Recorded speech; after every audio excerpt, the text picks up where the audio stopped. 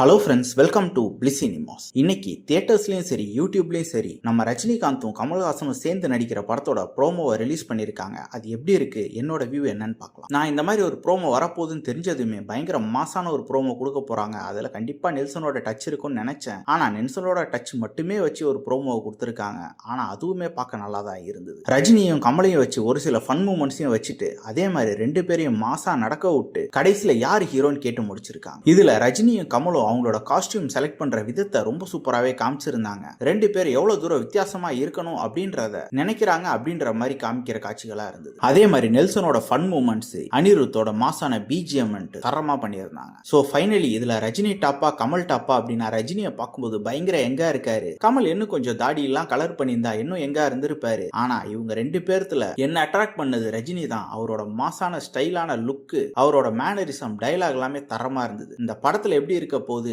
நம்ம நெல்சன் எப்படி ஹேண்டில் பண்ண போறாரு அப்படின்றத வெயிட் பண்ணி பார்க்கலாம். இது கண்டிப்பா ஃபேன்ஸ்க்கு உண்டான ட்ரீட். இன்னொரு வீடியோல சந்திக்கலாம். தேங்க்யூ.